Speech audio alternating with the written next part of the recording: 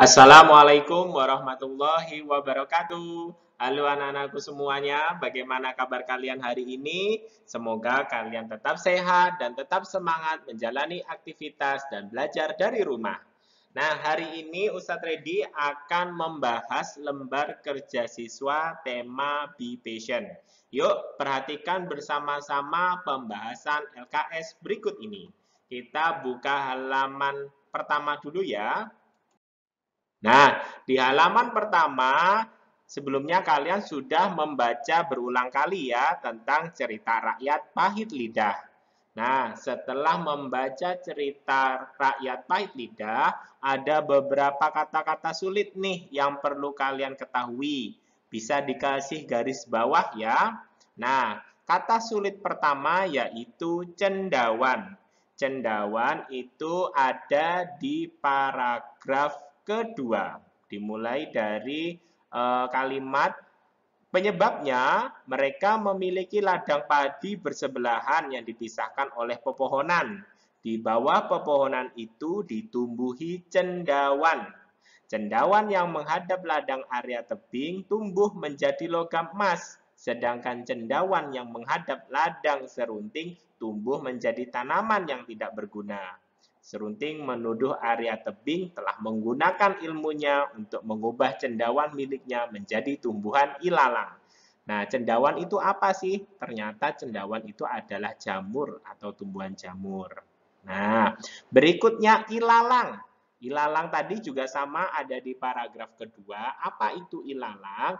Ternyata ilalang itu adalah rumput yang berdaun tajam atau rumput yang ujungnya runcing-runcing yang biasanya kalau ada di hutan-hutan, kalau kena tubuh kita bisa terasa gatal karena ada bulu-bulu halus di permukaan daun rumput itu. Biasanya rumput ilalang ini ada di hutan yang lebat dan bentuknya itu besar-besar tinggi-tinggi. Nah, kalian hati-hati ya sama rumput ilalang ini bisa menyebabkan gatal kalau terkena bulu halusnya dari daunnya. Nah, berikutnya ada kata mengembara. Mengembara ada di kalimat terakhir pada paragraf ketiga, yaitu merasa dikhianati istrinya, ia pun pergi mengembara. Nah, apa sih mengembara itu? Yaitu mengembara itu melakukan perjalanan jauh sendirian dengan berjalan kaki.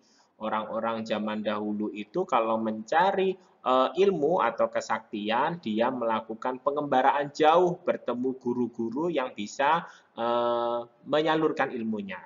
Nah, itu biasanya perjalanan jauhnya itu bisa ditempuh dengan jalan kaki atau berkuda. Yang jelas mengembara itu pasti sendiri, ya. Berikutnya ada kata khianat. Nah, apa sih itu khianat? Khianat adalah perbuatan tidak setia. Bisa juga seperti menipu atau melanggar janji. Nah, di kalimat khianat ini yaitu dilakukan oleh istri serunting.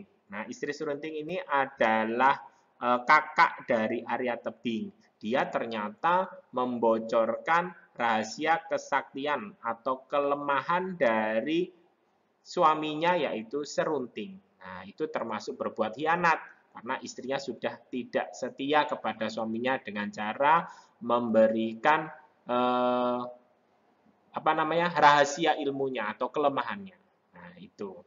Berikutnya ada Bukit Serut. Apa Bukit Serut itu? Ternyata Bukit Serut itu adalah bukit yang bertanamannya itu kecil-kecil seperti bonsai. Nah, itu namanya Bukit Serut. Berikutnya di halaman kedua kalian akan menjawab pertanyaan sesuai dengan cerita. Nah, menjawab pertanyaan sesuai dengan cerita. Soal pertama, sebutkan nama tokoh-tokoh yang ada dalam cerita rakyat pahit lidah. Apa saja tokoh-tokohnya? Atau siapa saja tokoh-tokohnya? Yang pertama ada Serunting, ada Arya Tebing, atau ada juga kakak Arya Tebing. Kakak Arya Tebing itu ipar tadi ya. Selanjutnya Dewa Mahameru. Jadi ada 4 tokoh Serunting, Arya Tebing, Kakak Arya Tebing, dan Dewa Mahameru. Nah, apa saja watak atau sifatnya? Di soal nomor 2, sebutkan bagaimana sifat atau watak dari masing-masing tokoh. Pertama, Serunting itu mempunyai sifat atau watak iri hati kepada Arya Tebing. Dia selalu iri hati, tidak suka sama Arya Tebing. Arya Tebing sendiri mempunyai sifat atau watak yang cerdik. Ternyata dia walaupun kalah bertarung dengan Serunting, dia tidak habis akal. Dia punya siasat yang licik juga, yaitu bertanya kepada kakaknya, yaitu istri dari Serunting. Nah, sifat dari kakak Arya Tebing tadi, sifatnya berkhianat, yaitu tadi sudah tidak setia. Dan terakhir, tokohnya adalah Dewa Mahameru. Nah, Dewa Mahameru ini yang memberikan kesaktian. Nah, dari 4 tokoh ini kita bisa juga menentukan siapa tokoh protagonis. Tokoh protagonis itu adalah Arya Tebing. Nah, sedangkan tokoh antagonisnya adalah Serunting. Nah, sebenarnya Arya Tebing ini tidak begitu protagonis semuanya ya. Ternyata di akhir dia juga bisa menjadi tokoh antagonis, yaitu dia punya siasat cerdik juga. Nah, itu berarti bisa juga dari protagonis bisa jadi antagonis. Kalau yang antagonisnya Serunting. Nah, kakak Arya Tebing dan Dewa Mahameru ini dia merupakan tokoh tritagonis, yaitu pendamping. Nah, kakak Arya Tebing yaitu pendamping dari yaitu istrinya dari Serunting. Nah, Dewa Mahameru itu yang memberi kesaktian kepada Serunting. Dua tokoh tadi yaitu kakak Arya Tebing dan Dewa Mahameru merupakan tokoh tritagonis. Berikutnya soal nomor 3, kenapa Serunting selalu iri kepada Arya Tebing? Karena ladang padi milik Serunting ditumbuhi cendawan yang tidak bermanfaat, sedangkan ladang itu ya, ladang padi milik Arya Tebing ditumbuhi cendawan emas. Berikutnya soal nomor 4, siapa yang telah berkhianat kepada Serunting? Kenapa ia berkhianat? Nah, yang berkhianat yaitu istri Serunting. Nah, kenapa dia berkhianat? Karena sudah memberitahukan kelemahan kesaktian Serunting. Soal nomor 5, apa hikmah yang dapat kamu ambil dari cerita rakyat pahit lidah? Nah, hikmah yang diambil ternyata kita itu sebenarnya tidak boleh mempunyai rasa iri hati kepada seseorang yang lebih berhasil dari kita. Dan kita juga tidak boleh melakukan perilaku atau perbuatan yang berkhianat, yaitu tidak setia. Berikutnya di halaman ketiga. Nah, sebagian ada di halaman kedua ya, gambar peninggalan bersejarah. Lanjut di halaman ketiga. Di halaman ketiga itu ada peninggalan bersejarah. Gambar yang pertama yang ada di halaman kedua itu peninggalan bersejarahnya disebut atau nama bendanya yaitu Candi Borobudur. Nah, Candi Borobudur itu dibangun tahun 80-an Masehi pada masa pemerintahan kerajaan dinasti Sailendra. Nah, dinasti Sailendra atau kerajaan Sailendra juga benar. Fungsi dari Candi Borobudur itu adalah tempat ibadah agama Buddha dan sampai sekarang masih dipakai sebagai tempat ibadah agama Buddha. Biasanya di Candi Borobudur itu dipakai saat perayaan Hari Raya Waisak, yaitu Hari Raya umat Buddha. Lokasinya ada di mana? Ada di Magelang, Jawa Tengah. Ya, mungkin kalian sudah sering ke sana. Berikutnya ada benda bersejarah atau peninggalan bersejarah berupa Candi Prambanan. Candi Prambanan itu dibangun pada tahun 9 Masehi. Pada saat pemerintahan kerajaan Rakai Pikatan dari kerajaan Medang. Ya, nama rajanya Rakai Pikatan dari kerajaan Medang.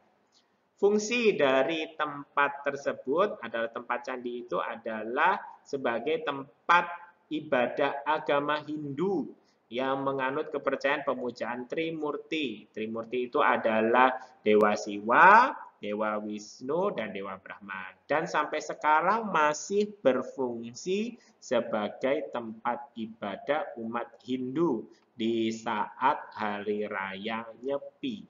Nah, lokasinya ada di mana? Ada di Prambanan, Yogyakarta. Berikutnya, gambar peninggalan bersejarah ada Prasasti Ciaruteun. Nah, Prasasti Ciaruteun ini dibangun pada tahun 395 Masehi di saat pemerintahan Kerajaan Tarumanegara. Nah, apa fungsinya? Ternyata fungsi dari peninggalan itu sebagai bukti bahwa pada Kerajaan Tarumanegara itu pernah dipimpin oleh Raja Purnawarman yang memerintah Kerajaan Tarumanegara dengan sangat baik dan bijak. Nah, itu buktinya ada di situ. Lokasinya ada di mana? Ada di Desa Ciaruteun, Bogor. Berikutnya ada Prasasti Singasari. Prasasti Singasari ini dibangun sekitar tahun 1351 Masehi pada saat pemerintahan Kerajaan Singasari. Fungsinya untuk apa? Nah, fungsi ini, prasasti ini sebagai tanda penghormatan kepada para Brahmana dan Raja Kartanegara yang telah gugur saat terjadinya pemberontakan Jayakatwang. Lokasinya ada di mana? Ada di Singasari, Malang. Nah, berikutnya setelah kita belajar peninggalan bersejarah, kita akan berikutnya di halaman keempat ada soal penaksiran. Nah, silahkan kalian jawab. Nah, itu tadi. Maka pembahasannya adalah kita di nomor 1 dan nomor 2 itu mengerjakan dengan cara taksiran atas. Nah, maka tadi kemarin kita sudah mengetahui petunjuknya bahwa mengerjakan dengan taksiran atas puluhan terdekat. Nah, maka jika ditaksir atas dengan puluhan terdekat, maka 54 ditaksir atas puluhan terdekatnya yaitu 60. Dan 37 ditaksir ke atas 40. Sehingga 60 ditambah 40 sama dengan 100. Nah, berikutnya soal nomor 2, 83 ditaksir ke atas 90. 46 ditaksir ke atas 50.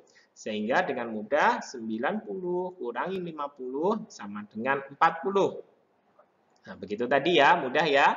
Berikutnya soal nomor 3 dan nomor 4. Kerjakan dengan cara taksiran bawah puluhan terdekat sesuai dengan petunjuk yang kemarin. Kerjakan dengan taksiran bawah puluhan terdekat.